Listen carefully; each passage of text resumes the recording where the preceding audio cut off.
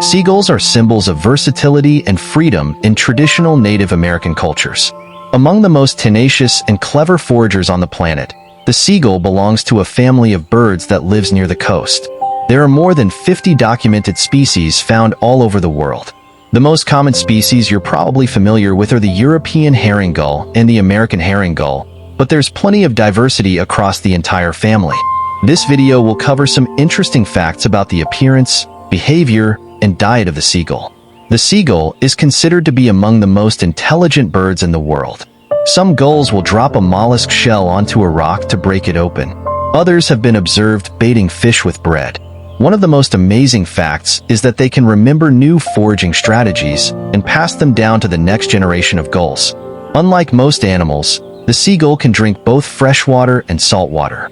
A specialized gland right above the eyes can collect and then flush out the salt right through the nostrils. Seagulls have a small claw halfway up the lower leg that allows them to roost on high ledges without falling off. The majority of seagulls can be found near coastal habitats all over the world, particularly in the northern hemisphere.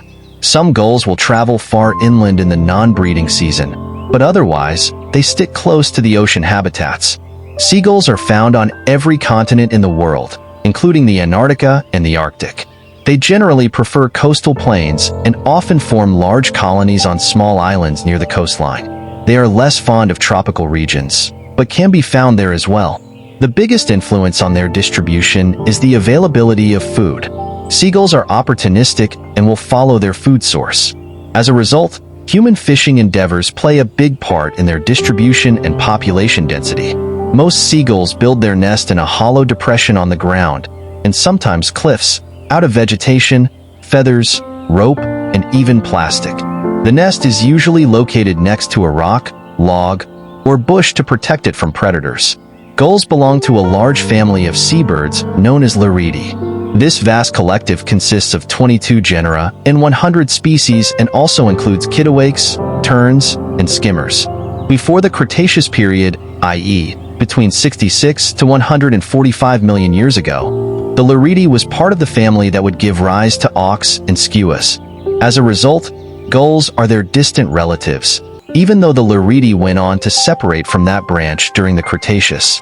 Diversification followed during the Paleocene, about 60 million years ago. Evidence of the Liridae has also been found during the earlier stages of the Oligocene era, between 30 to 33 million years ago. What's more, species related to gulls dating back to the Miocene about 23 to 5.3 million years ago were also reported to have been discovered in France.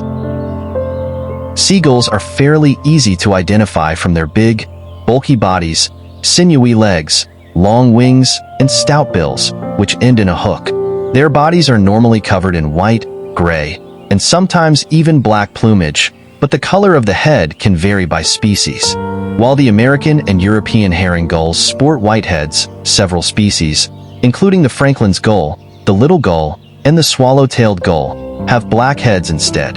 The head plumage often turns a mottled gray, or if it's originally black, then it will turn white during the winter months.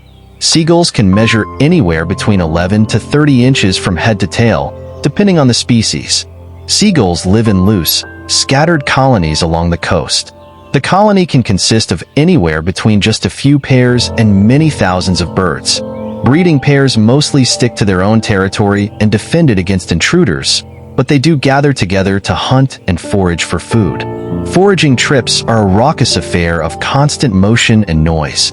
Each bird is essentially fending for itself. They will often steal food from other animals and each other. Seagulls communicate through several distinct calls to demonstrate aggression, identify mating partners, warn the colony of a threat, and resolve a territorial dispute. Baby chicks will also beg for food from their parents. Most species of gulls do migrate south for the winter. Some journeys take place over just a few miles to search for better foraging opportunities, while other birds complete long migrations over thousands of miles. Perhaps the longest journey is undertaken by Franklin's gull, which migrates all the way from Canada to South America each year. Most seagulls are obligate carnivores, sometimes supplementing their diets with bits of plant matter. They will often scavenge what they can from the surface of the ocean, beach, or land. These bold birds will even snatch food right out of a person's hands. The seagull eats a wide range of different foods. Its diet normally consists of fish, insects, earthworms, mollusks, rodents, small reptiles and amphibians, fruits and seeds, and even other birds and their eggs. They will prowl the same scavenging sites every day or fly high up in the air, diving down to pick off prey. However, they are not capable of diving down deep below the surface of the ocean. Want more details on what seagulls eat? Give our complete "What do seagulls eat?" 25 plus foods that seagulls love guide a look. Seagulls are highly versatile and adaptable birds. The vast majority are considered to be species of least concern by the IUCN Red List, although several species like the lava gull and the kittiwake are vulnerable to extinction.